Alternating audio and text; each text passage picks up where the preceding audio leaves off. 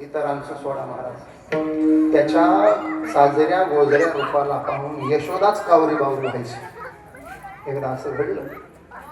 आई मंथन करत होती. भगवान आले, आई काय चाललंय? आई म्हणली मंथन. काय होतं यानं? आई म्हणली दोन पदार्थ, एक लोणी आणि दुसरं ताक. देव म्हणले हे बघ, तू मंथन केलं तर लोणी ताक दोनच पदार्थ होतील. पठ्यानं जर मंथन केलं तर 14 रत्नच काढीत असतो. लक्ष्मी कौस्तुभ पारिजात सुरा धन्वंतरी चंद्रमा. आई म्हणली आला मोठा हो देडा. रडायला लागली. नंदबाबा आले, का रडतोय? म्हणले मंथन करू दे. म्हणतोय ना दे. इलाज पण माठाला चौरंग लावला आणि उभं राहून कृष्ण मंथन करू लागले. नंदबाबा निघून गेले. आई मात्र ते कौतुक पाहू लागली. आता किती गोड दिसत असेल महाराज. 5 वर्षाचा कृष्ण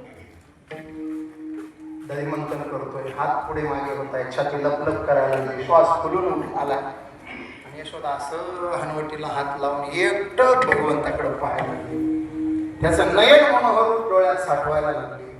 मानेवर फिरवणारे कुरळे कुरळे केस, उंच भरीव कपाळ, धनुष्याकृती भुवया, 8 शाकड्यासारखं नाक, त्रिकोणाकृती हनवटी, सफरचंदासारखे गाल, गुलाब पाकळ्यासारखे ओठ, सावळा वर्ण, डोक्याला मोठ पिसांचा थोडा, गळ्यामध्ये रान फुलांची माळा, 2 कर्दळीचे गाभे उभे केले की काय अशा वाटणाऱ्या मांड्या त्याचे पाय, त्याच्यावर पिवळा पितांबर नेसलाय, त्याच्यावर शेला गुंडाळा, गळ्यामध्ये उत्तरीय टाकले, कमरेच्या शेल्यात बासरी खोली. दधिमंथन करताना तिरक्या नजरेनं इकडं पाहतोय आणि गालात हसतोय. हसल्यामुळं 4 दात दिसले, डाव्या गालाला खळी पडली.